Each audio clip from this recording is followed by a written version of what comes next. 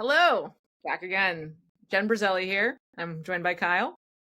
Yeah. Hey, this is Kyle, and we are joined by Jeff in the swamp. Welcome, Jeff. Hello. Hi, thanks for having me in the swamp.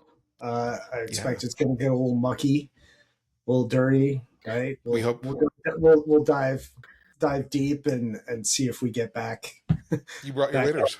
You know, I'm Yeah. kind of sensitive to the fact that we're talking about this being the swamp because, really, it's not. It's the No, this is a very work in the safe. real world that is the swamp. This is probably closer to the high hard ground that Sean is talking about when he's saying this is where people were, retreat to get their bearings. I don't want people Yeah. to think about this as the swamp.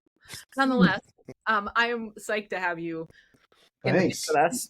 Welcome Yeah. back from the swamp to share your field notes. That's what we're doing here. Thank you. We're sharing the Perfect. notes. Yes. Excellent. So, why don't you introduce yourself, Jeff? Yeah. I'm Jeff Golde. I have a consulting practice called Deep Breath, which I just think will be relevant here because we can get into Yes. how breathy I am, and maybe you can help me with some of the depth of the thoughts I'm bringing to the table, and drill a little deeper. I also teach communication at Columbia Business School, so lots of interesting intersections between work there and also work I've done in the nonprofit field, and how I discovered there was a swamp at all. And how I met both you, Kyle, and Jen, and wondering what's underneath the surface, and how that affects the world. So I'm excited for a chat about all things. Maybe some of the my background in the theater is interesting. I remember when we all met, I was particularly harping on embodiment. And we're about to have one of these interruptions. This is my son, because we're going to talk about improvisation. That's right. You can't have tape right now from me, but some point. So I think improv is on the Improv. Love it. improv, dealing with the unexpected and Tell uncertainty. me that isn't literally any client corporate environment anybody's ever worked in, right? Exactly. Yes. Carry on. And the thing is, I knew it would happen. I just didn't know when it was going to happen. So Interesting. I don't know where are we now. Talk to us about the improv background, because I was actually going to go there if you didn't. I think when you ask somebody at the highest first level, okay, how does the ideas that have brought us into this space in general, right, from complexity science and participatory work, how does that stuff show up for you? But knowing your background with improv, I think there's an inroad I want to hear all about. I think it's really interesting we don't talk about it more as a field, because I think it's fundamentally about uncertainty, and the kinds of conversations we have about complexity science, the more I understand about that, the more I see connections back to improvisation, which kind of brought me into this world.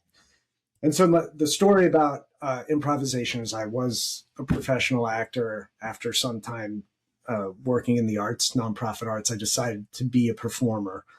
And along the way, I did a Shakespeare tour and met a master improviser on that tour. So I was sort of introduced to the idea of improvisation. It's interesting for an improviser to actually go out on tour and have to repeat the same play over and over, when what they love to do is create something new every time.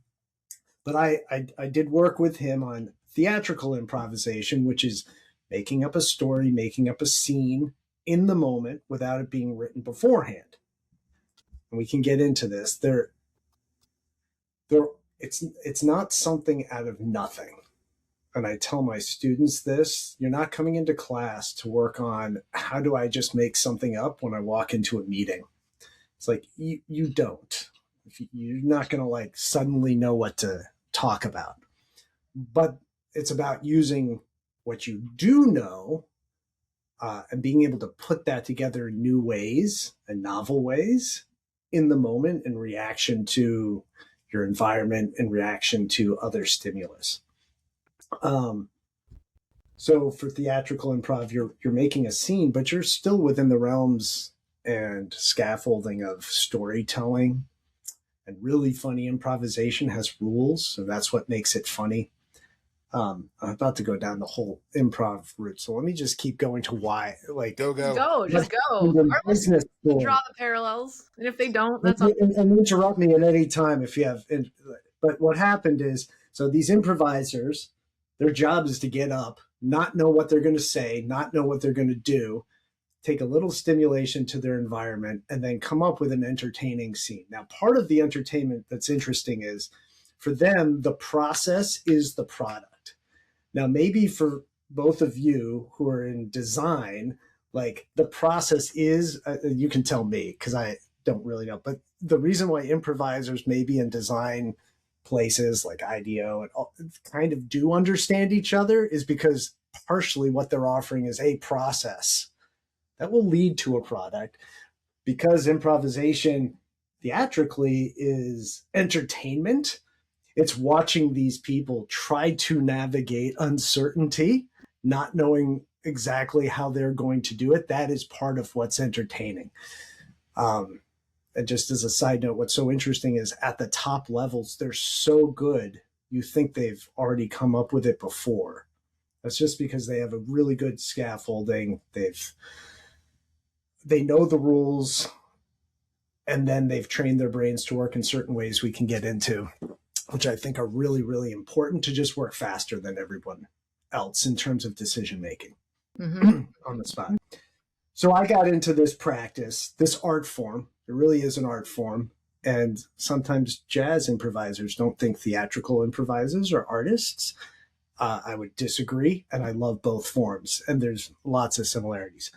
But I got to business school, and business does not like improvisation, though they do it every day. They like certainty, and they like 2x2 matrices. At some point, and I was learning a lot at business school, at some point I just thought, like, what happens when like all these,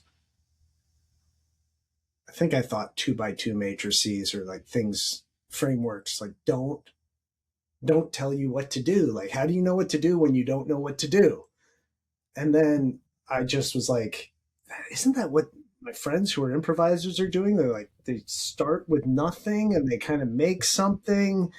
But and then I started exploring that with my colleague and good friend Jay Painter, who has an improvisation company called Face Off Unlimited. I was like, wouldn't these business school students, isn't there something in the way your brain's working?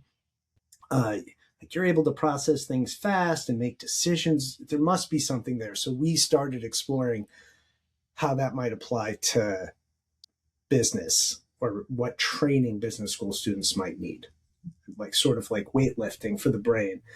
And we ended up running like some 6-week sessions after hours at the business school with students. And in short, it started to not be about zip, zap, zop, not about being funny. Although those games that people hate, I have some, as I was thinking about our chat, I was thinking about why people hate them. As a side, one of the reasons is because they're embodied. And I think people don't like using their body. Which games are you talking about specifically? Zip, zap, zap. Or like, I'm going to throw something across the room to you and you're going to catch it. Or we're going to pass the clap. Yeah. I think some of what the rejection of those is, they feel silly because people in North America are not used to using their body. And just to bring it back to, we met, I kept going, how do we embody some ideas about uncertainty and complexity? I think that's one of the reasons why it's hard. But I was looking at it for how can they deal with uncertainty and decision making? How can they speed up their brain's ability to react through just doing the exercises that improvisers do? And then like, how can we connect it to business? So bring in Jay to teach the improv exercise. I'll facilitate a discussion of how this connects to business. And I guess to kind of get in short some of the things that happened at the end of 6 weeks, I described this like how you film the superhero, the Flash, running fast is by showing everything else going slower.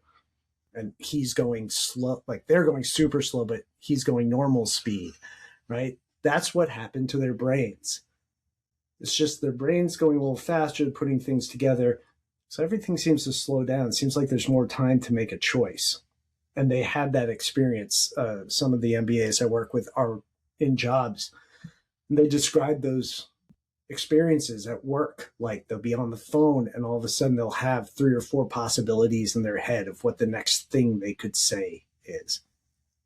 The other thing that started to emerge is I did not want to just do team building feel good games.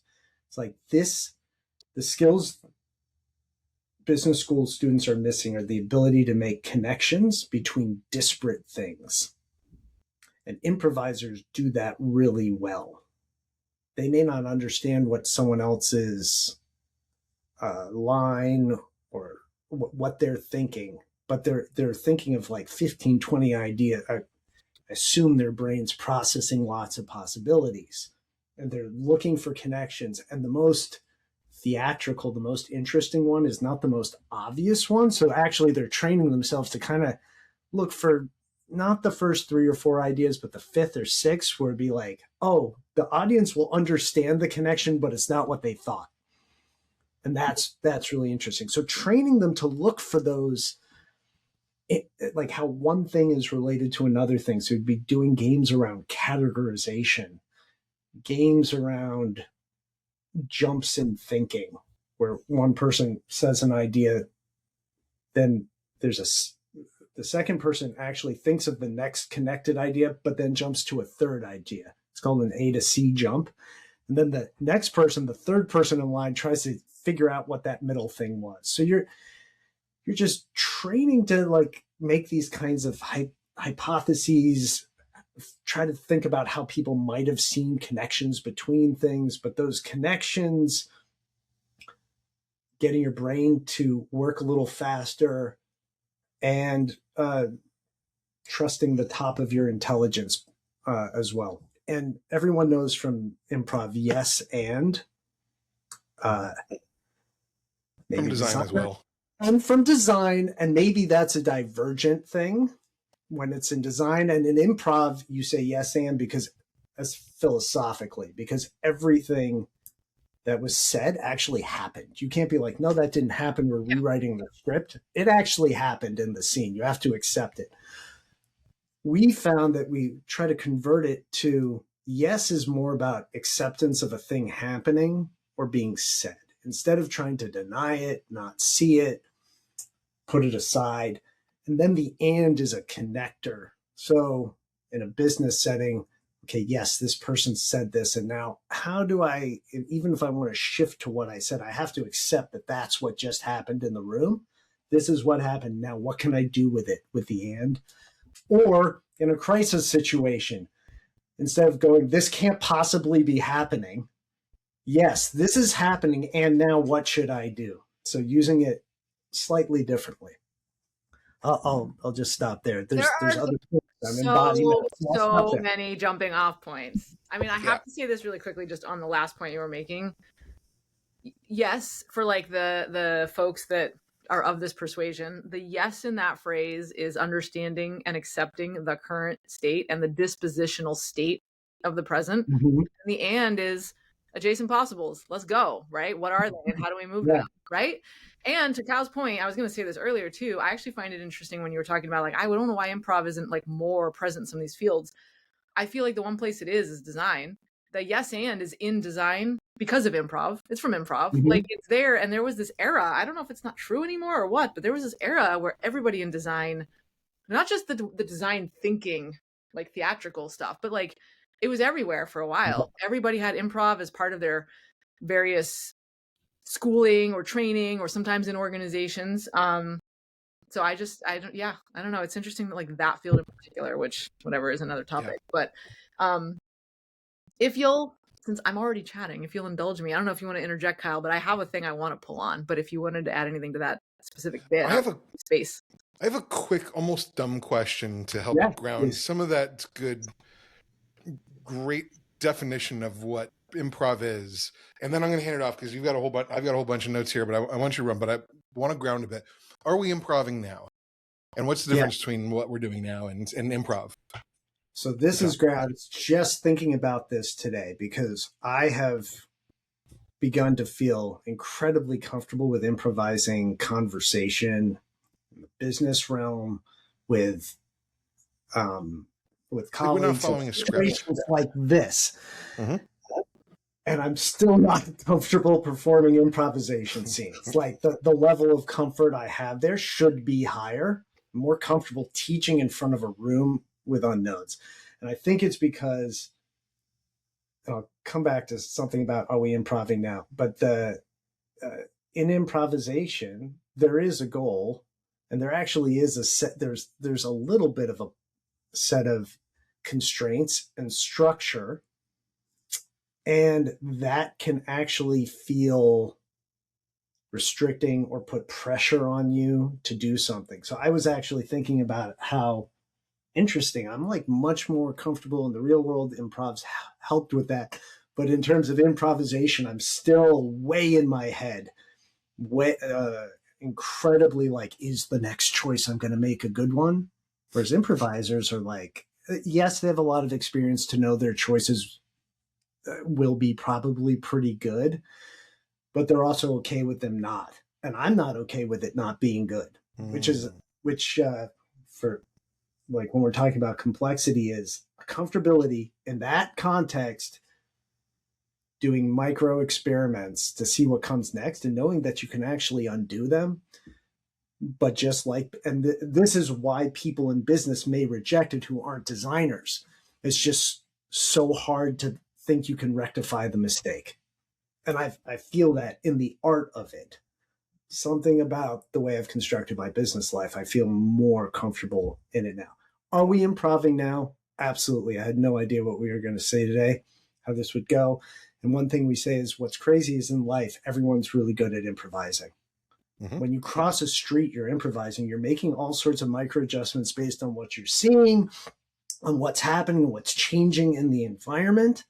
Right? Almost nothing is like goes as planned. And people are pretty good at reacting to that naturally. But then if you start to tell them they're going to need to, it can get tense or tight.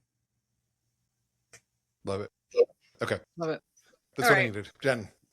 Well, it's perfect actually, because one of the things I wanted to pull on was why we can talk about improvisation on the daily, like it's something that most humans are evolved to do well in the daily life of things, like we always say about complexity too.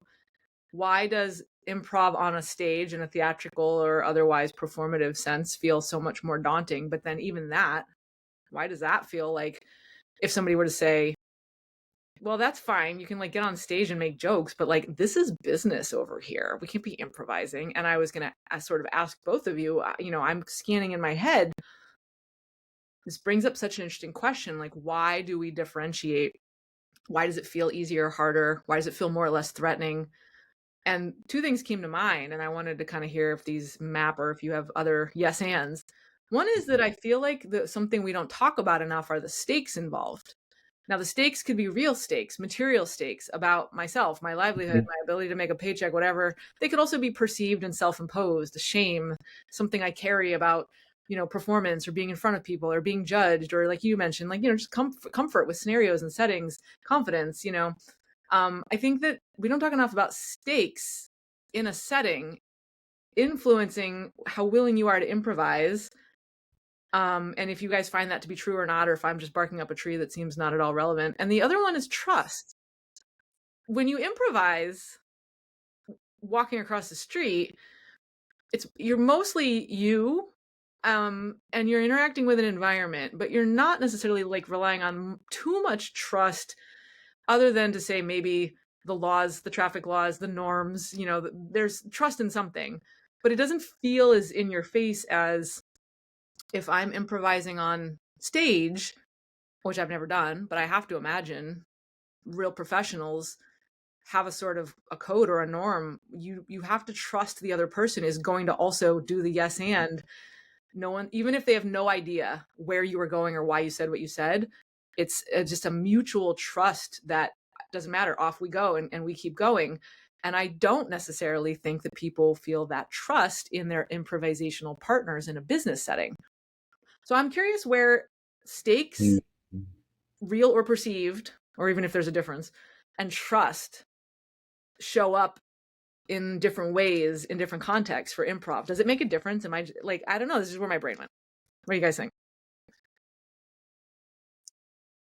Well, I think there's a need for control and planning, right? It's like the difference between my dad wrote an article 50 years ago about blueprint making versus stream grabbing. And like it's part of this idea of planning and then wanting that plan to, like the idea that you make a plan and the plan will go exactly as planned. It doesn't mean it's not important to have a plan, but we just seem to not accept it will definitely not go as planned. And so we get very reactive. And so then you end up improvising anyway, because it will not go perfectly to plan. Like people are still always improvising. We just don't bring it to the surface. And I guess like here's the right deep breath. Like we can get breathy, but like just from like the way economics and things should work and stakeholders, like they want to know that you can definitely do the thing that there's no definite way to know you can do. I mean, that's just somehow the way things are set up. And so it's hard except to say, well, let's have a divergent, like let's this meeting will be divergent, then we'll get convergent, then it will all go fine. That's just not like, even in convergence, things are changing as you head towards a plan or head towards an action, and you're still making like lots of adjustments, or your people are and you don't know. And actually some of the things they're adjusting may affect the final output in unexpected ways. Plus the world is actually changing externally, which may be impacting what you're doing internally. So if you're not improvising in the sense of adjusting to what's coming at you in that way, you're becoming pretty I don't know what's the word, solid, static, Rigid, crystallized, fragile. going to shatter. Yeah, I'm gonna yes and. I can't sense say the that same anymore. Is this we're gonna turn it into a drinking game? That's gonna be the theme of the day. That's the last one. Everyone has to scream real loud now. When you actually say yes and, I've gotten that, like, so do I have to say yes and? Like, no, people will roll their eyes if you do that, unless you create a ritual of doing that's meaningful. It's about the meaning of it, the philosophy of it, not having to say it to appease everybody. Okay. So I'm going to come at it from a different angle with a story from earlier this week where I'm here. I'm on a work call with the project team that I'm supporting, and it's people that I feel like I've got a good rapport with. I'd say trust is probably fair in that we talk about our families, we talk about our kids. Just about everyone in that group has young kids, and everybody oohs and ahs when we tell cute stories, and we take a moment out of every call pretty much to how was your weekend and that sort of stuff. So we have a good rapport like that, and we all work at home, so we understand that kids run into the room every once in a while, and that's just normal. And my daughter came in, and she's big on Elsa right now. Elsa's everything, and so she wants to freeze everything. And she came in right behind me, and she shouts freeze, and normally I freeze, and whatever funny contorted face I have in the moment is frozen, and they find that hilarious, and I'm like just freezing until they don't allow me to. And in that moment I wasn't talking, I was muted, I was on camera, but I had to kind of like I'm on a call, I'm working. And it wasn't because I didn't feel like I couldn't, it wasn't because of trust. It wasn't like I couldn't, like, hold on a second, I gotta freeze. Elsa has made me an ice block. And that wouldn't have, like, they wouldn't have gone, okay, Kyle's an ice block. That's cute. That's funny. It was more that I was just in this other identity in the moment, running downhill with it of like I've got something else on the brain. I've got another conversation. I was just in this other persona, I guess. And afterwards, I was like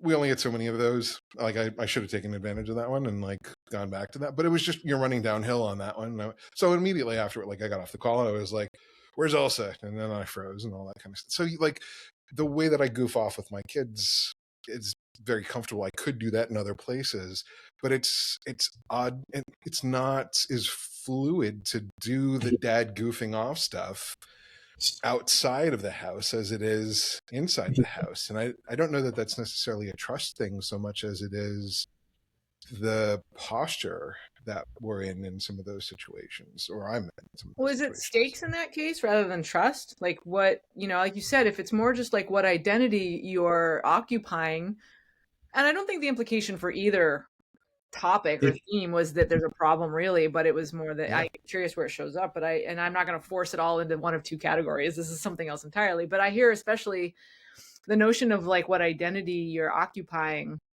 really changing, like what you, like to your point, there's a different set of constraints in place, right? When you're in that different mode or in that context or in that role. And so there might not be the same type of allowance or whatever for it. And I don't know, like you said, it's not like there would have been a problem if you had frozen on camera, but your brain was not in just decide, and the action is the decision and such, like that improvisers are doing. I don't know. I think so. You're right. There's the stakes of being on stage is sort of, if you make a bad decision and then it gets called out, that's part of the fun of watching it. So the stakes are different. Like the process is the product. They want to see you get stuck. Exactly. Or see when you make a mistake. What's really fun with good improvisers is they do something that kind of is not coherent, and seeing how they're going to deal with that is the point. You mentioned jazz. Like, isn't that one famous quote, Miles Davis, about when you play a wrong note, it's the next note that determines whether it's good or bad, right? Like you were saying that. I believe that Herbie Hancock played a wrong note and Miles Davis screamed at him and said that was, oh no, Miles Davis made it work and then said never do that again. Yeah, I mean, and also for what it's worth, that quote gets misattributed, trotted out so often. I almost hated myself for saying it, but go ahead. That's okay. I mean, I think there's professions where that's let the experts fix the details. We're trying to get at the ideas. I think this is some of the crossover into the misunderstanding of theater and acting too. So when you're not. Yes, I think you do put on roles and you sit in them, but you still have your multitudes sitting within you at the same time. I usually say improvisers have like these superpowers, but they're acquirable, like listening, awareness of environment, perceptual, like noticing details that they may or may not take in or use. They're just like sort of noticing and curious, as I like you see my eyes darting as I'm noticing my own room. So I think so. They certainly have two brains. They are thinking about the audience. They're thinking about where this thing is going, and they're trying to act. Actors sometimes are more just are thinking about what's happening on stage, but there is like a second part of your brain with the audience. Same when you're teaching or giving a speech. There's you're focused on the delivery of what you're doing. There's some acting going on over there. This is just the life, right? And you're sort of like you're listening at the same time you're speaking. You're trying to invest something into that while trying to. There's a bit of a split brain, even though I think you can't multitask. You're going back and forth trying to figure it out. Actors are trained really to understand those multitudes and have access to them quickly. So when I don't know how this exactly relates, Kyle, but like I heard him coming up the stairs. I was already preparing for him to come in. Like there's something from my improv and who I am that's very anticipatory. So I could hear him coming up. I'm like, okay, I suspect we're going to have like a bursting in. And I already had time to be like, am I going to be like, get out? Or sometimes on a work call, I actually like I'm like holding the door which is like very silly thing to do. Like, what do you hold? Or like I'm holding the handle there, barricading in. I was like, well, I could make a decision now. Whether we can all make decisions this fast, or it's just experience, or it's the right one. I was like, well, in this context, on this call, for what we're talking about, him bursting in is going to be okay. And maybe I'm wrong. Maybe it's not okay. I think because I knew it'd be okay, I already sort of leaving home. I was doing anticipatory thinking about that. That's never how it goes. I'm going to get a little off track. I'll coach people, or even in my own work on like the first 2 minutes of an interaction. So with my business partner, Matt, we'll spend an hour talking about the first 2 minutes of a presentation or an interaction with a CEO. And literally at the level of, do we say the first thing? Does he? Are we going to like ask how things are going? Should we ask something about the business? Is he going to ask? And director, is he going to say, you guys can start? Something about that anticipatory work, of which it never goes that way. And back to improvisation, another thing I always say is improvisation is about incredible preparation. Whether you're a jazz musician, or whether you're a theatrical person, or whether you are a associate at a consulting firm going into a meeting. The preparation is what allows you to improv. See, I almost barricaded the door. And I'm on here, so maybe you can go to mom, okay? No, you can go to mom, okay? Yeah. What? At 5, okay? Oh, winter ends March 21st, okay? We'll answer your question another time, okay?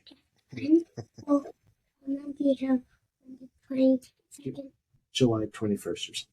Wait, June 21st. Will the video when's the 22nd? Yes. Okay.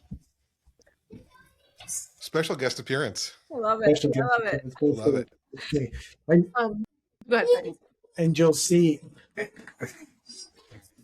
See, now there's a point.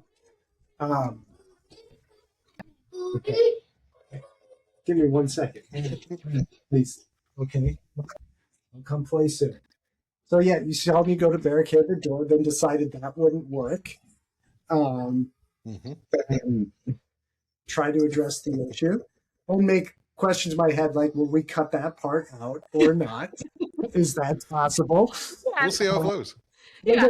Some of that decision making, of which you can still hear out there, some of that decision making happens on the fly, and maybe you're right or wrong. Okay. I'm actually going to walk out, so I'm going to make a choice. Okay. I feel this. This is also like the perfect metaphor for doing any kind of job anywhere right now. Absolutely. This is improv.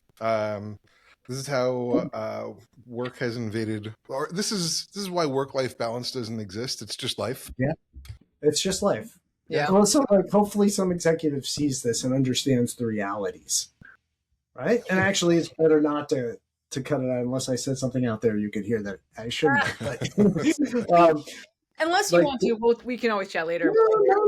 No. But everybody can identify with this in some form or another, and it's a good illustration. And we're all trying to hide it, but it'd be better if we dealt with reality. Yeah, this is the important stuff. But I was saying anticipation, coming in prepared, and then never having it go the way you prepared. That's still improvisation. And so like you can't walk into a meeting without having deeply understood your content, deeply understanding the audience. And then you have to be able to loosen those things. Another improv philosophy, have access to the top of your intelligence. So actually part of improv is, how do you trust that whatever's in here will be enough, and that you can start to put things together. Pause, because I want to hear more about that, because when we come back to more story sharing, I guess, when and if it's relevant. But like right now, I'm thinking a lot about, I'm pretty comfortable improvising. I've had people tell me, Jen, you're a natural improviser. I've never had formal improv training other than like in high school, we had like a workshop, and I didn't even want to do it because I was the person who was like, ew, I'm not getting on stage. That seems like the absolute worst effing thing I could ever sign up for. But a friend and I wanted to. And we did it. And I hated it. I didn't enjoy it. I wouldn't say I was any good at it. It was theatrical improv, right? I was like, oh, and this was when Whose Line Is It was on everywhere, you know, so like so there that, and then in design grad school, a workshop, because everybody was doing improv in grad or in design. Again, I appreciated it by that point for everything we're talking about today. But at the same time, why am I relatively comfortable improvising in almost every scenario? I think I could point a lot to that, to teaching and what that does, how that's a natural education in improv. We'll come back to that. But I want to hear about this top of the intelligence thing, because I've not heard that phrase before. I'd like to know more about it. But B, the reason I think I'm like intrigued by it is because it hits on something that I've observed and Kyle and I have talked about around, you just said it, like your trust, there's preparation. You know, I often make the point, if you're using the jazz metaphor versus orchestration, like in some of the work, you know, that it's not that they're just making shit up from nowhere. Like they've trained, they know the scales, they can play them great. They know their instruments. Like they read each other's body language, like they practice, you know? So there is preparation, and it's not so that you have a playbook you're going to follow. It's so that you have either some muscle memory or like trust in your own ability. But I'm so intrigued by how you were talking about top of intelligence and trusting the top of your intelligence. Tell me more. Oh, I was afraid you'd ask that. You can pass on anything. You don't have to answer anything. I think as I work this out, I did not get my PhD in improvisation. You're not going to be able to improvise using anything but your brain and possibly your body. It's whatever's in there is in there. Knowing how to put the things in there together in the moment is what having access to the top of your intelligence is. And sometimes, right, that's a loosening up where you get so nervous about doing what's right, you're not actually accessing everything that's in your brain to be able to. That's why we're all pretty good actually at improvising a conversation, but then I get you really tense, and all of a sudden, like, what can I use? What can I say? And you get clogged up because your brain's not able to do that. But again, I think that's partially a function of there may be an ability people don't have as much, which they can connect within their fields, maybe in a very narrow basket, connect things, but they can't make connections between fields, between ideas, I'll call seemingly disparate ideas. How are these things similar, the same, or what's like them?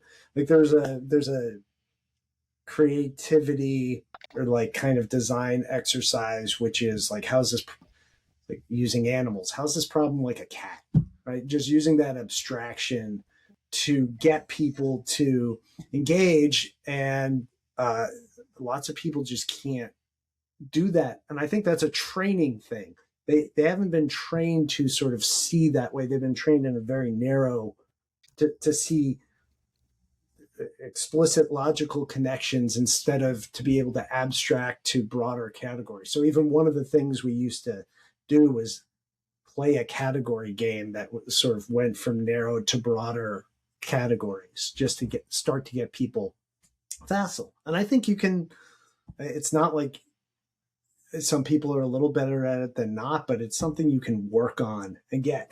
And then you're like, oh, that person said that. It makes me, literally that phrase, it makes me think of, but maybe it makes me think of 10, 15, 20 different things.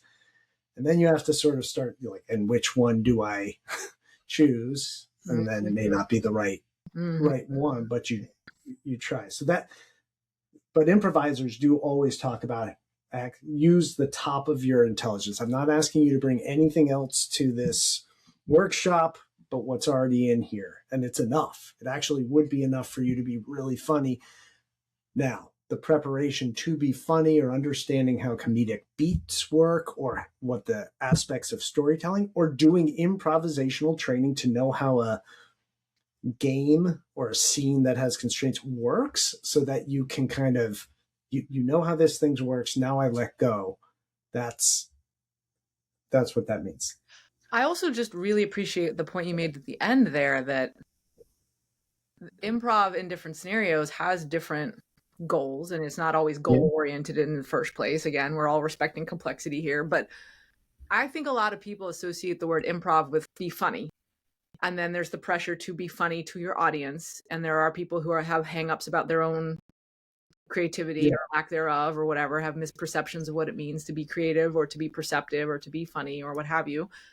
But even if you don't want to get over those hangups, you can still acknowledge that, like, the goal of improv is not always to be funny. It is to move through a situation with some level of effectiveness, I guess. I don't know. I mean, there's probably a million ways to define it, but that's a really interesting thing to point out. Yeah, effectiveness. And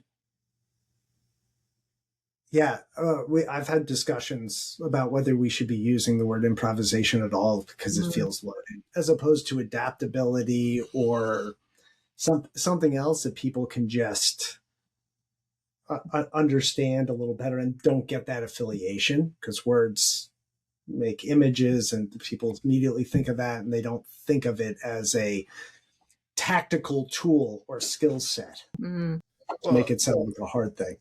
So the improv, and I think I'm stretching this a little bit, but the improv that I do is we do this thing called the 48-hour film festival a couple times a year, which is you get a prompt and you get a character and a prop, and you've got 48 hours to make a 10-minute or less, give or take 10-minute movie. And that means that it has to be written, shot, edited, mixed, and like you need all of your legal documents put together, because they're going to show this in the local indie film circuits. And there's like a logistical and production and operational component to it. So the we're going to hit record on the camera is 20% of the work that goes into this. So much more of it is, how are we going to get people in the right place, and how are we going to, once we film it, how are we going to get into a place where we can all work on it? Who's going to edit it? And then who's going to do the title sequences? Where are we going to get the music from? And I do most of the sound and audio type stuff. So, like, where do I get all those resources from? And how do I get time to cut it after the picture's been locked and all that kind of stuff? So, like, again, this is a very different kind of improv. It's a collaborative improv, but it's not a stage, performance. Absolutely. I mean, I think the point here is that this skill of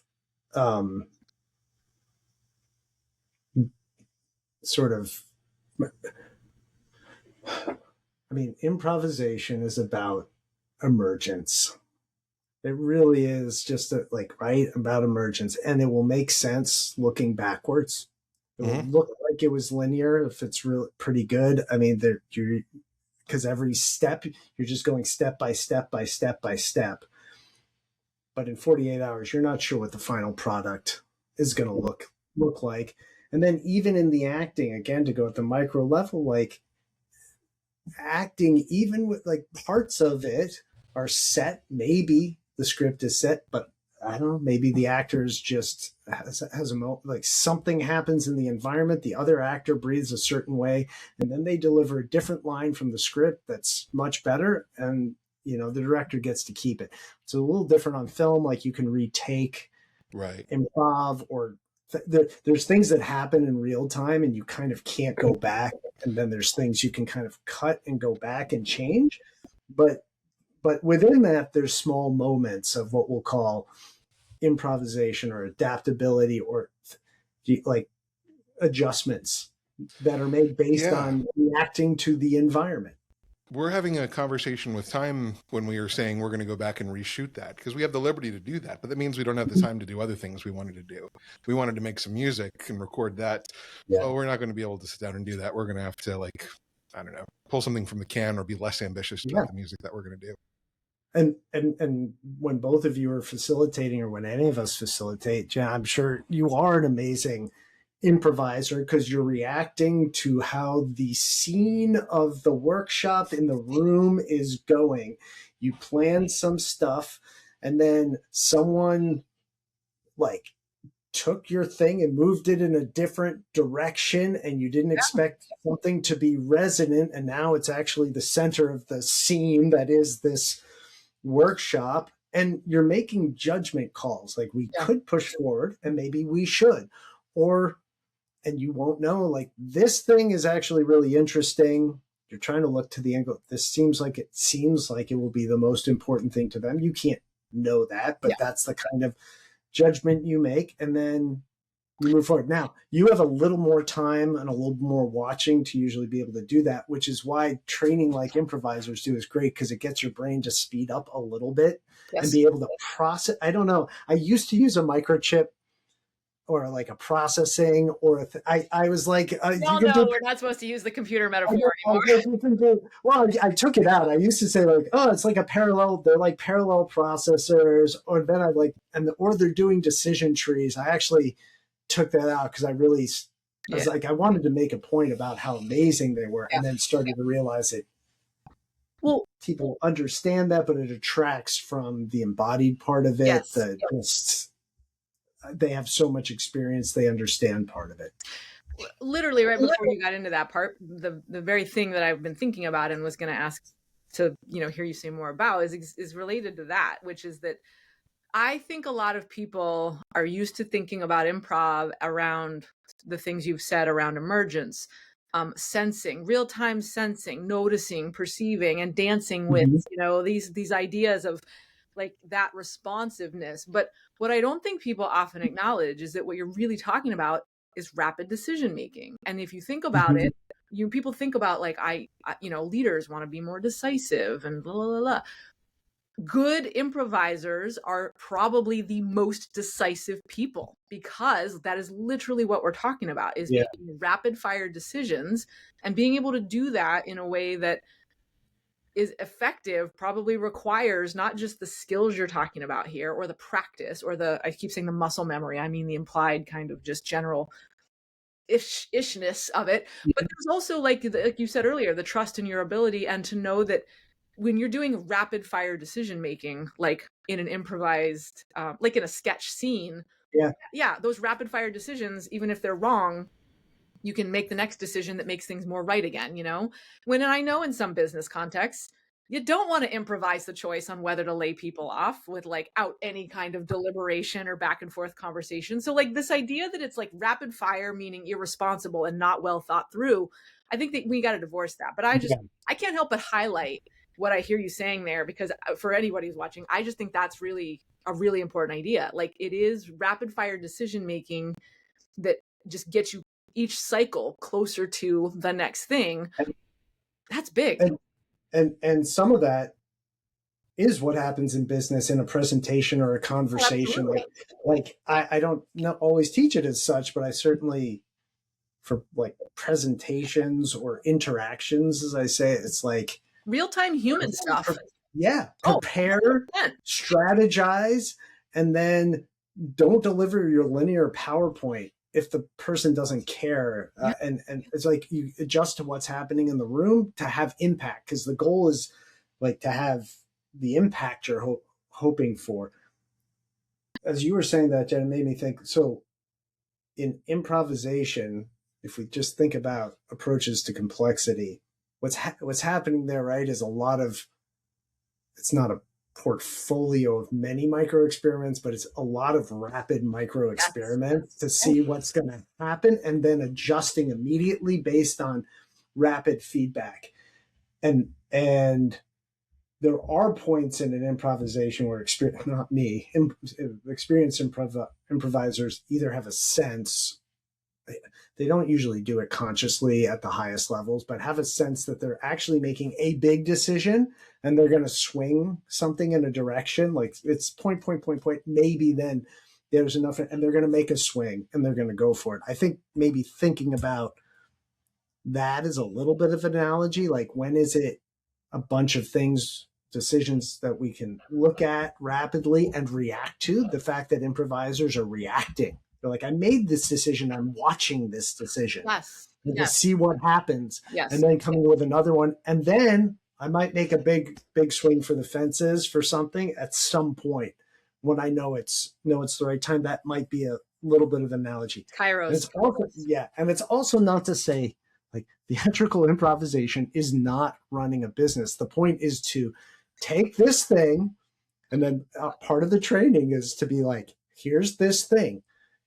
You are all in business. How is this thing like business? By the way, that's part of what running the thing is about. If you guys make the connections. How is improv like business? Let's make them up there. Let's do the interaction, right? Like, yes, exactly. And interestingly, when we run it with, sometimes, well, I'm always delighted when they do make the connections and are like, this is like a meeting, or this.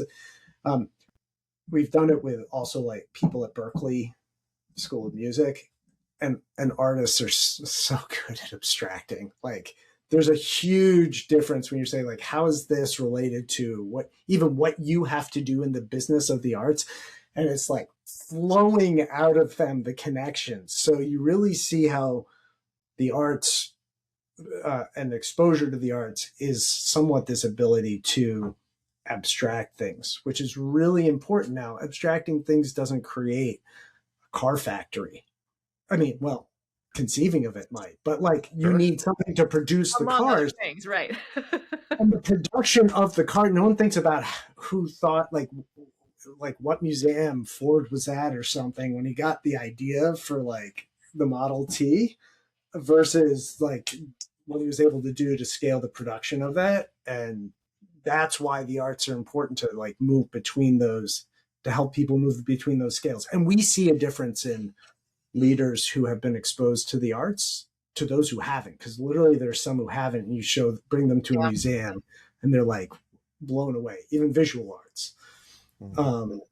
So I think that plays some sort of role that I have to say seems to me missed a bunch in all the talk around complexity science, again, to how I at least started imposing myself on you two about, there's something here that should be about embodiment. We talk about it, but we do this. We talk a lot about it, and it needs to be experienced. Like, we need to help people experience it in some way.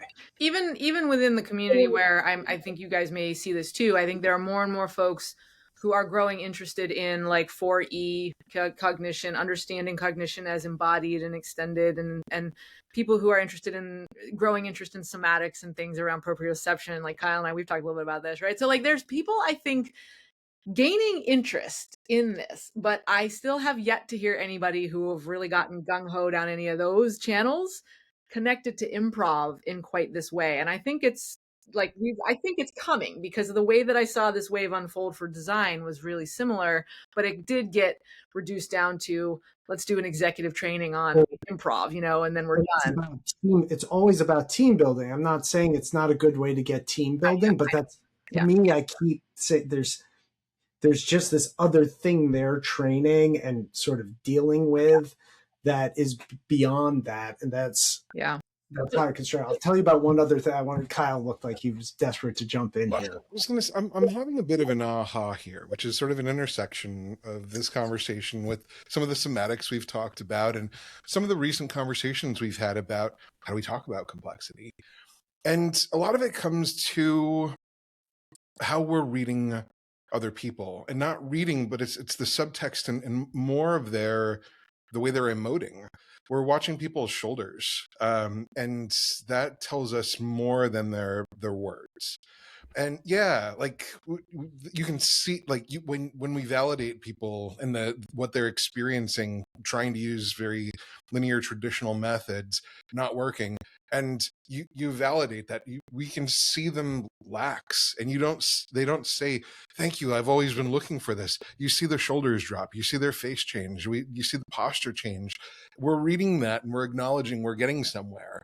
We're not necessarily hearing that, but we're noticing these things. And so we're having different conversations dancing around the same thing. And it's starting to become apparent to me more and more every time we have these conversations. And right now, I'm getting it. And part of us talking about improv and music, that's my world. Mhm. Not that I do improv music, but old school, my past life in production more so. The subtext, the emoting is another language. There's no real communication of what we're going to do because there's no language that embodies that. You can't sit down and say, here's the plan. But when somebody raises their eyebrows while you're in the middle of jamming, you know that something just sunk in, and it's going to take them a couple of beats before they have some sort of response to that. So now you're waiting. What just sunk in, and where are they going to go with it? And so now I'm going to hold, and I'm going to watch, and I'm going to listen. But that's the sort of thing. When you say you're in your head, it's because when I think about that, I think I'm listening for the script. I want the words. I want the sheet. I want the checklist, that kind of stuff. But the transition out of the head is what you're talking about. What I think about when you're talking about embodiment is now I'm past the script. Now I'm looking at the eyebrows and the shoulders. And we're having that subtext in that conversation now. And now we're able to communicate in a way that's much more effective. It's funny, and I don't think you probably mean it quite so linearly, but it is funny to hear as you say it, almost like it's a journey, like you're saying, getting out of the head or whatever and into the body, as if that's leveling up to the next level on the ladder. And I know you don't mean it that way, but even exactly about the language that we use, because I, like I'm hearing you talk about it and I'm like, it's, I imagine in my mind's eye, like just things that aren't activated becoming activated. So more things light up. So it isn't just the cognition happening up here. It's the cognition in my tips, and it's in the sensing of the field between us and whatever, but like there's such an interesting dynamic, even in the way that we have to talk about this, where it's get out of your brain and into your body, which I say all the time when I'm talking about like the drumming kind of stuff. That I got to learn to count this, and then once I know how to do it with my body, my brain can do other tasks. Or the same thing with playing sports, right? So I find that so intriguing that even us talking about this topic, we get trained by the language, which then you get into an improvisational setting and you're still kind of working inside those loops. I couldn't help, I guess. Jeff, were you about to say something? I wanted to kind of do a yes and to that part, but was there something you were going to jump in with? Well, this was just about like I've been reading this book, and there was Light by Jacques Lucerne, who was blind Frenchman during World War II, and just the beginning of the book describing how, and he went blind at 7 from an accident, but describing how his like fingers could feel and then he could hear against texture. It's things we've heard before, but he describes it really, really well. And then what he hears, because he can't see shoulders or eyes, but literally he ran resistance in Paris in World War II, and he could hear in people's voices. And he still made mistakes, but he actually, one of the people he did not let into the resistance 2 weeks later was, part of the, Hitler Youth there.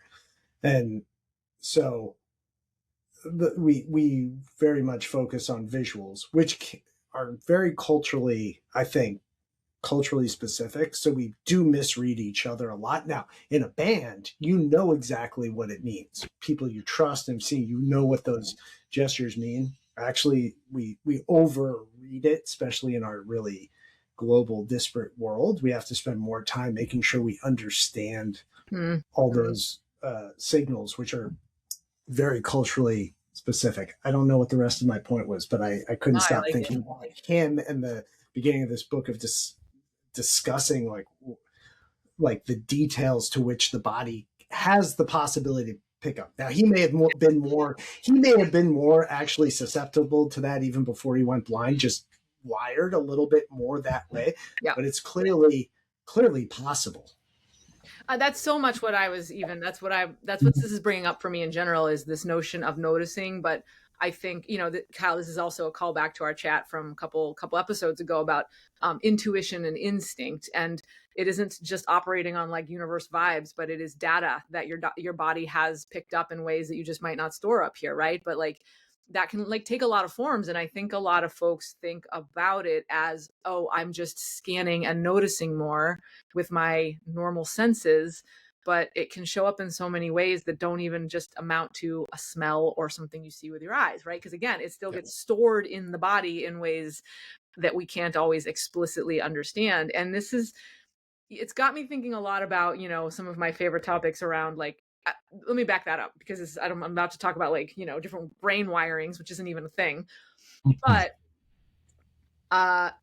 I can imagine a lot of folks probably hear this, or they hear about other things related and they go, gosh, maybe I really should like read more, learn more, do some training or whatever.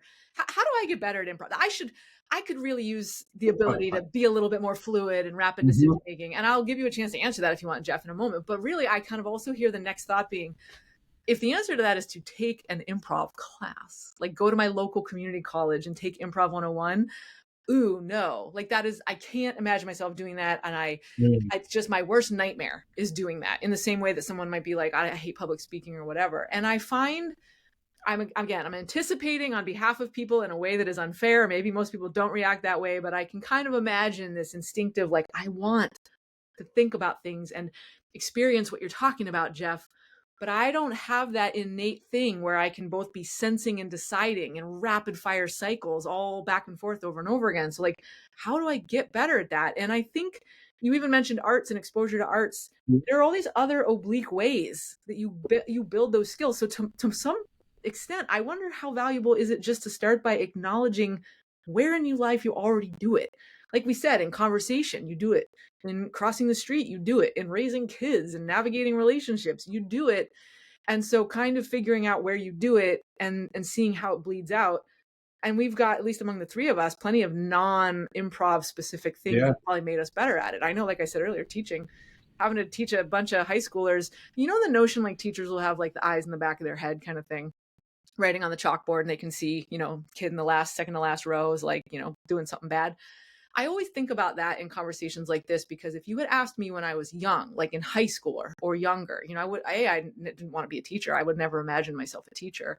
And the idea of being on, like in front of people or presenting, or it wasn't that I was nervous about speaking, but just having to be constantly on and deciding all day long would have been my worst effing nightmare as a kid, because I was always so much more comfortable being fully prepared with all of the information and knowing what was going to happen. And I don't know, well, I do know why I chose teaching. It's a long and interesting story that I'm grateful to this day I chose. But I think about how it was a gauntlet through which I very quickly like honed and sharpened some of those skills. Now, were there innate little pieces in there that I was born with, things like low latent inhibition or sensory processing sensitivity? I don't know, probably. They probably made it easier for me to notice shit. But put anyone in a classroom as a teacher for a full year, and at the end of that year, they will have eyes in the back of their head, because the environment and the context shapes that. And you come out that other side and you are better at improvising. You may be miserable and want to leave teaching, but you know what I mean? So I'm curious your thoughts, Jeff, as someone who is actually, you have professional opinions about what goes into improv as a craft and how you might grow or stimulate it, if not taking Improv 101 at your community college. It's funny. I think there must be a book called like The Art of Noticing or something like that. If there isn't, we should just have one made up. I mean, I think it's about like, okay, let me talk myself into this. It's about curiosity, noticing, getting access to your senses. When we teach improv, people are like, yeah, you got to be a good listener. As you said, Jen, you have to be on and present.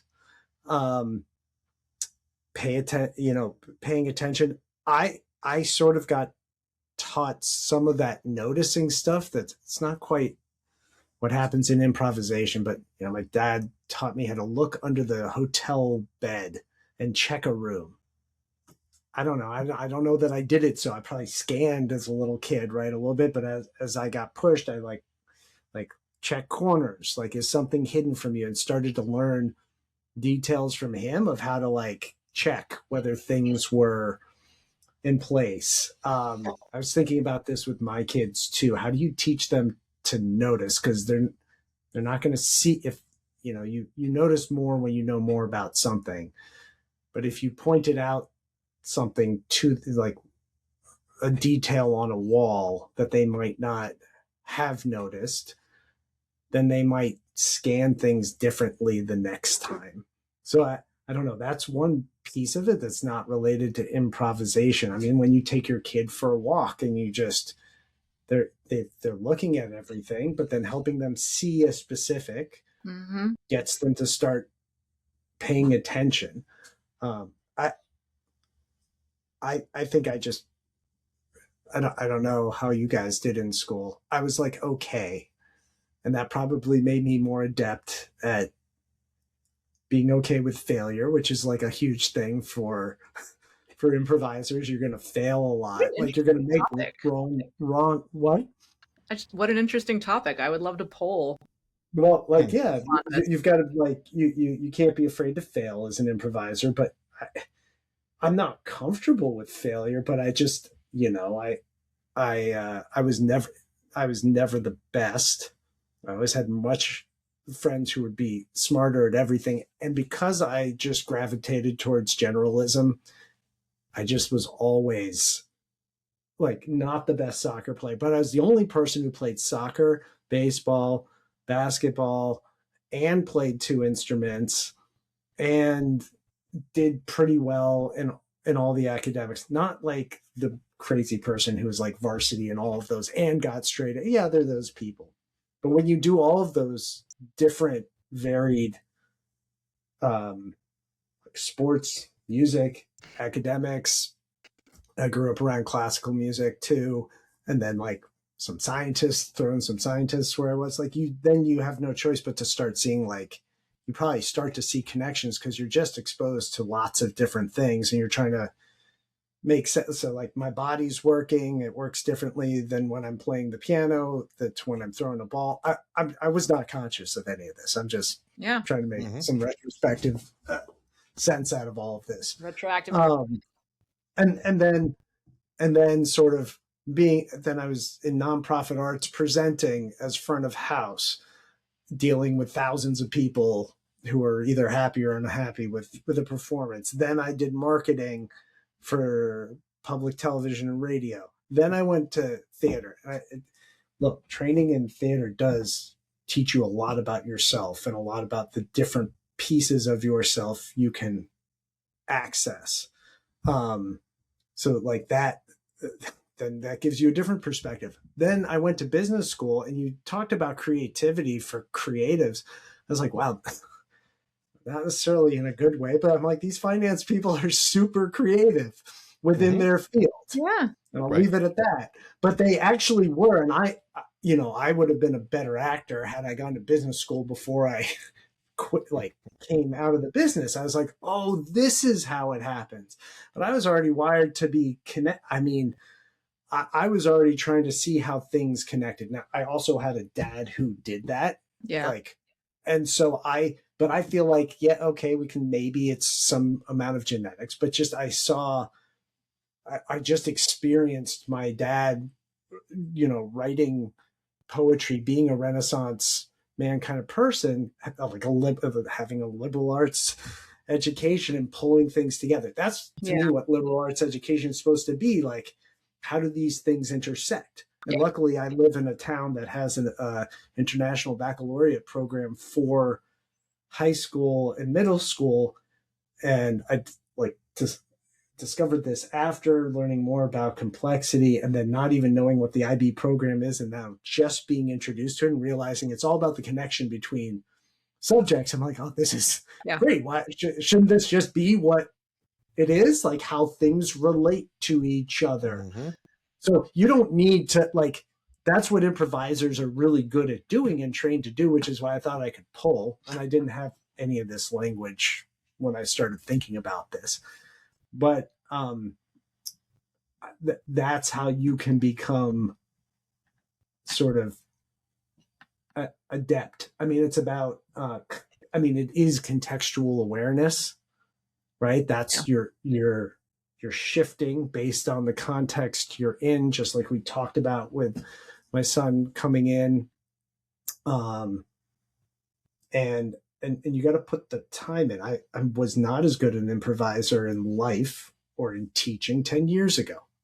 Yeah. I've reflected on this recently, how much more comfortable, and maybe it was different for you, who, like, I've had more of a solid 10 years now to dive into like communication, trying to spend 5 years figuring out this complexity science stuff. I actually now have, one of the reasons I think I'm so comfortable is I have more to draw on. I've also been around tons of corporate people, and the longer I am, the more I notice it's easier when someone says something to go, oh, that's like this. Yeah. Or I just heard this there and it's like this. Now it's a skill I've developed, but now as stuff comes in. So if you read, sorry, then I promise I'll pause. I'm looking for the book up here, but Range by David Epstein. Yeah. I'm always careful with which name I put. This book, Range, what killed me about it was I was like, yes, a book about generalists. This is great, except in it he talks about how important depth is.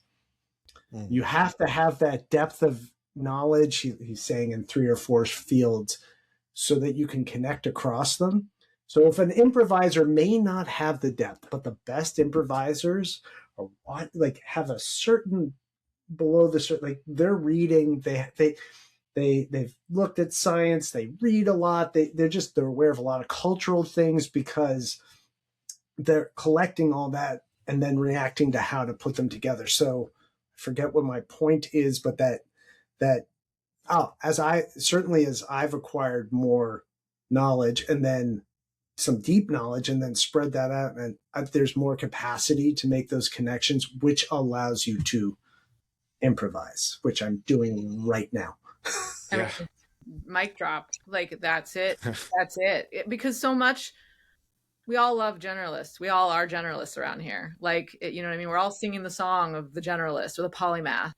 But I do think sometimes you lose sight of the fact that you have to have some depth, and it isn't that you need to be like a T-shaped person or use one of these weird tropes. It's you need source material. You need substrate to connect between things, or like the mycelial webs. There has to be something down there, you know? We all have a first language. Yeah. And I think that there's definitely,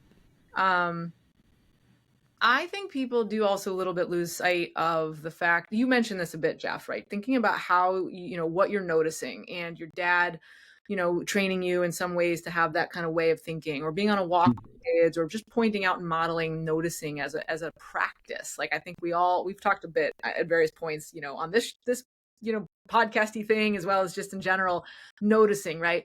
But like, we also know the brain just naturally stops noticing things that are familiar. So like creating a habit and a habit of mind that you want to keep noticing things even when they're familiar, because they're not always.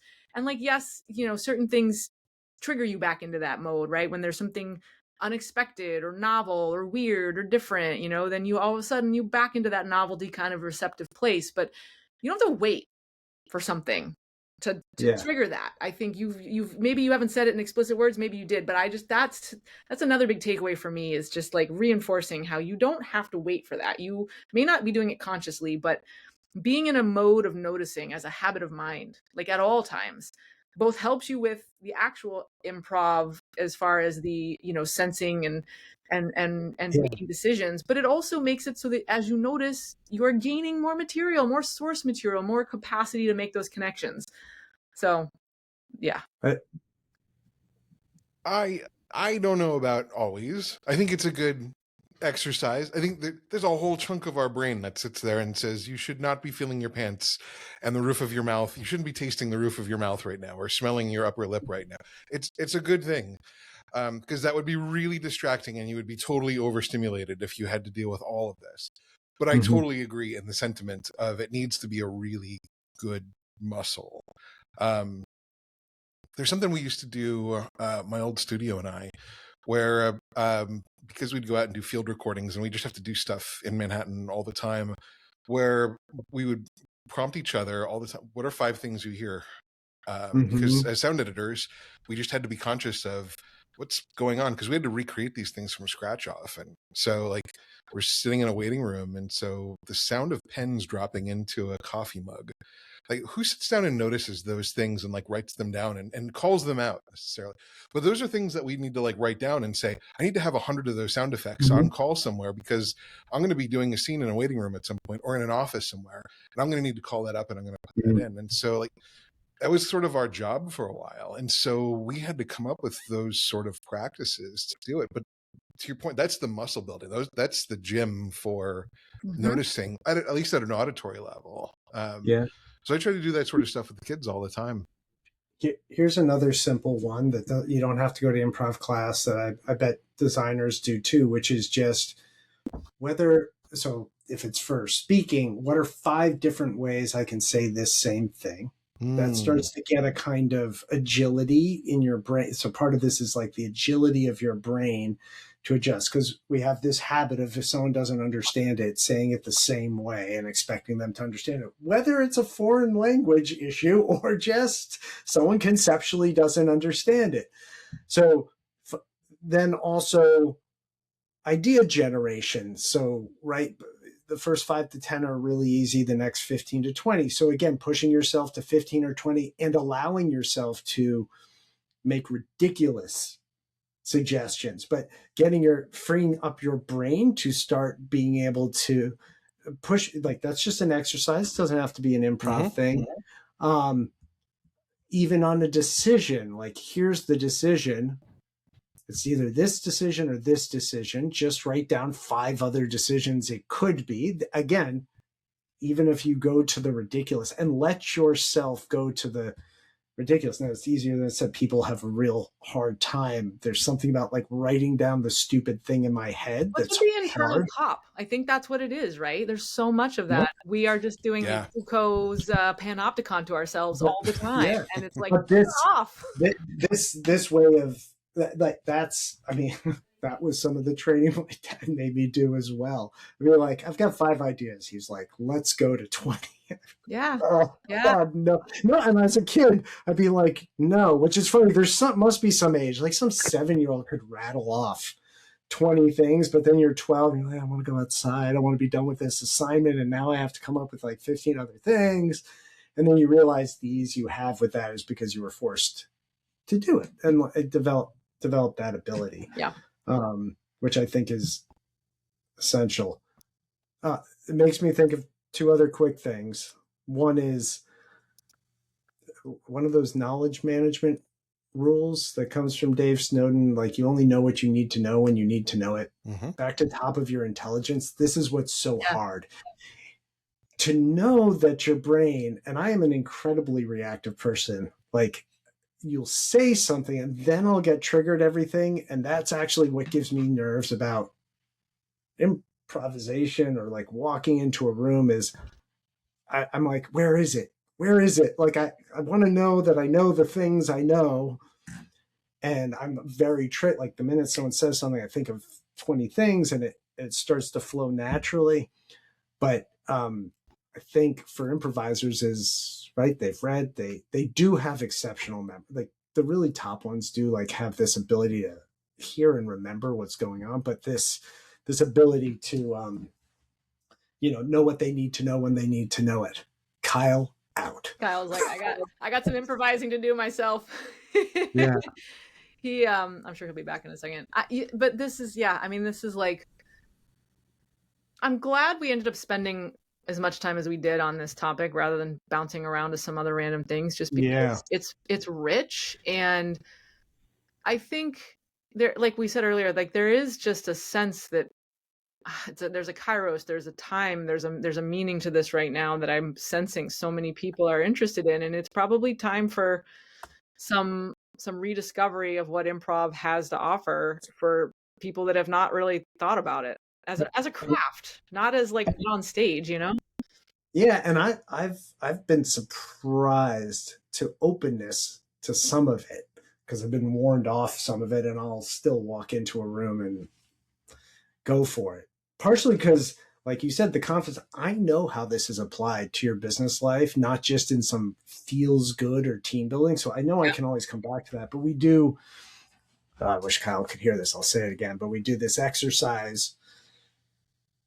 It's where everyone, it's like one of those improv walking exercises. Everyone's feeling the space. Great. They're wondering, why am I doing this? Why do I have to feel like I'm on a rush to work? Fine. But then we set a dynamic where they pick someone in the room, and that person is it's like a protector. Yeah.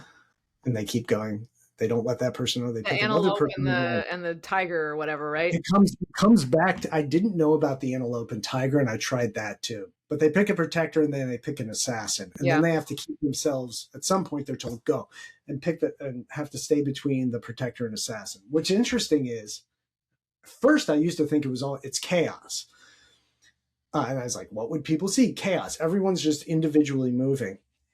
Usually long enough, it will resolve itself into some sort, the group will find a pattern to it or all line up.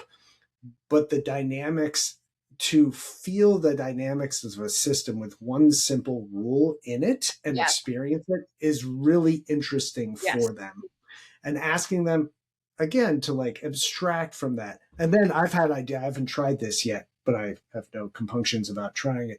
Having actually some leaders stay outside and introduce some rule, a single rule into the system, just to see how a bunch of people start interacting. Then we can talk about what it means to have a relationship with who are your protectors, who are your assassins. Yeah. And I have tried the antelope tiger thing then afterwards, where instead of putting yourself between the protector and the assassin, you try to stay in front of someone you're trying to protect. And they just go like, they just cluster into, and it's fun. I didn't know about that one until I saw Dave Snowden do that. What's so nice about that, I've done that activity a lot too, is seeing that shift too. Like there is something really powerful, not just about observing the dynamics that unfold. Oh, look at this. And now you reverse it. Now you stay between the bad guy and your best friend, and everybody collapses into almost like this herd, and you can make a case if you want to use the antelope comparison, because that's where this is kind of inspired by, is the collective behavior of different types of animals. But like there's whether or not that matters, it's feeling that change happen literally, like and you are part of it. You're not watching it as an outside spectator. You're not orchestrating it. Nobody is. You are literally operating under one principle collectively, each of you as individuals, and this thing changes. And that change is the thing that people notice. And I find that it's funny because I'm just finishing a piece about like hockey and how it relates to complexity here right now. But it's this right now I'm really talking a lot right in this one part I'm working on that is about the shift from being on offense to defense. In hockey is not like, you might have a role, like my role might be defenseman and somebody else might be a forward, but that isn't what I mean. I mean, when we're playing defense because we don't have possession of the puck versus when we have the possession of the puck, we're on offense. There's also when we're in our own defensive zone, whether or not we have the puck or not, and when we're in the offensive zone, whether or not we have the puck or not. And there's all these mode shifts, but they don't happen because somebody recognizes there's a criteria that's been met or someone signals we're shifting now. It changes on its own fluidly as that group congeals together because of one shift in the principle we're operating on. And any example there is to have that is going to demonstrate for people in a real life embodied way that if you're operating on different principles, collective effects do unfold, and noticing those is the key to being able to sense and respond. And another great one that shows another piece. So there's two things about that. One is you also do equilateral triangles. Yes. So you find two people, pick two people, about that one. And you create equilateral triangles. So it's fast, that everyone realizes they have to slow down to make it work. And then what you actually see and experience is how a small shift in the system can shift the whole system. It's hard to look at your organization and see that, but to see someone like, they're like, everyone, the whole thing's static, you're like, we got it. And then some person's trying to make it just right, and they shift to the left. And their shift to the left, because two other people were dependent on them, shifts them. And then the thing starts to like wind up again because everyone just made a small little shift. Small shifts can make a big difference. You also have principles, they can feel an experience of like one policy, one rule. I'm starting to work with getting people to think about shifting interactions in their groups to get better, like through communication, but like shift interactions, and then also understand that signals are sent through like policies, procedures, and metrics, which they understand. But to say, you've made this policy, stay between the tiger and the antelope. Yeah. Look at, okay, was that the expected effect? Monitor, see that it can have this change. So, Yeah. but to embody that, these senior executives are actually really getting it. And then one of them, and I wish I could remember, gave some like weird, like really in-depth physics and quantum physics analysis of what was happening that I did not understand, but it was great that he just saw that in the exercise. Phase shifts and yeah, quantum wave collapsing the waveform. Mm-hmm. Yes. Yeah. Which, speaking of which, no Schrodinger's cat metaphors today. Kyle, we need to have a chat about how you use that metaphor, but that's for another time. Anyway, I'm looking at the time too, want to be respectful. Okay. I think we're getting around there. But Kyle, because I know you had to step out, anything you want to pull back in? And then Jeff will give you the last hurrah to say what you want, and nobody will respond. You'll be able to say it. I've got massive holes to fall down. So I'll throw them out there and we'll try to reconvene. Exhibit some self-control. Let me see how this works. So I heard the two of you talking a lot about aporia, getting to a state of sort of imbalance and just being highly sensitive. Mm-hmm. And that's my understanding of aporia. But that's not necessarily learning, but that's that noticing, that sensing on multiple dimensions. I also, back to one of your old questions, Jen, around the sort of the stakes. Something else that came up that we kind of circled around a little bit, but never really dove into, and I think we were just getting into now a little bit, was the idea of set and setting also, and how important things like just costume and not just the posture of the position that we're in, but like you hear actors talk all the time about how they put on a piece of makeup or a costume or something, and they had no choice but to take on an accent or play a character in a particular way. Brandon Fraser talking about The Whale, how he took on that role is incredible once they put the suit on him with all the weight. And there's so many examples of this. And Jen, I know we like taking people out of their most comfortable spaces. And Jeff, I'm sure you do the same. Like you keep people with their bunny slippers on and they're going to continue the patterns of comfort. But creating a little bit of imbalance there, how important that is. So I was going to throw both of those out and dive down both of those rabbit holes because I'm sure they're massive, but I wonder if there's a drive-by that either of you have. First of all, this was all, Jen, brought to you by Lime Spindrift, the new sponsor of Field Notes. You gotta work on sponsorship, I guess. Always. I perhaps it will be for another discussion more fully, but this does. First thing, my wife has taught me a lot about fashion, and yes, the lines of clothing, the way they hang, to the point about embodiment, they change the way you move, they change the way you speak. Some of it is ritual uniform, some of it is literally the clothes or the thing constrains you, and that creates a different environment in which you have to need to move. You're reminding me, and I think the theater is a little bit of a different kind of topic, and we could go deeper on that. But the one thing about the Greeks, from doing Greek drama, and a great book by my first director in New York, Peter Meinik, called Theaterocracy, he's a classicist, but has directed theater and had an amazing theater company, still does, Aquila Theater. I was reading his book and completely struck by, he's citing all the same people we cite in Complexity that I can't cite, but Clark comes to mind. Andy Clark, that the Greek theater was outdoors and above the sky. And I'm not going to get this fully right, but that ability, like basically the ability to look up, like just looking up actually changes the way you think, and you actually start to abstract. And if you look into the sky, you're going to be reflective. So while the play is happening down here and you're getting those, you have at the same time this ability to make sense of it in this big way, like the space, the environment.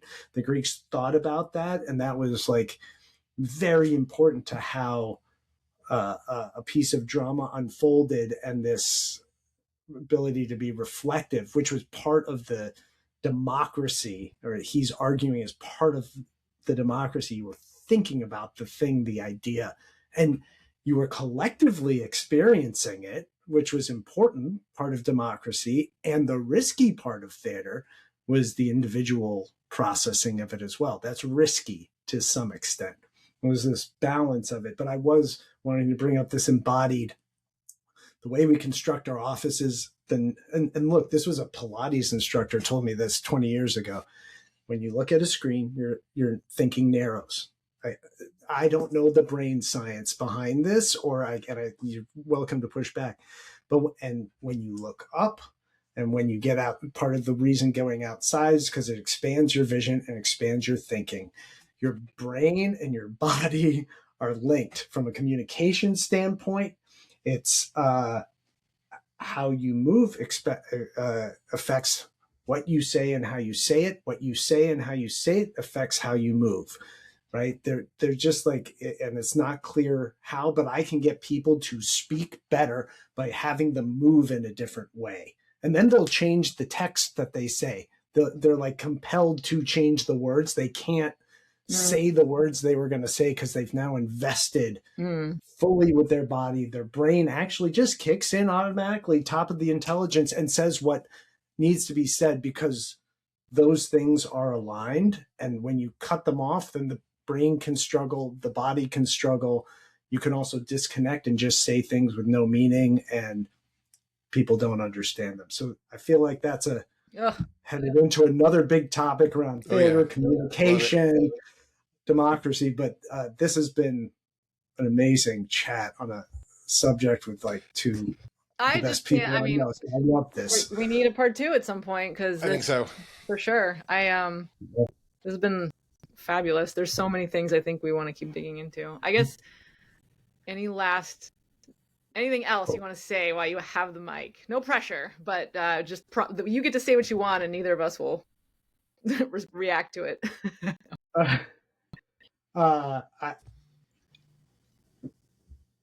There's so much to draw on from the arts writ large, not to make art, but because of thinking processes that are actually useful in the world. And it's a vice versa kind of issue, but we tend not to understand what the things that work for artists can tell us about what will help us work in the world. And even that book,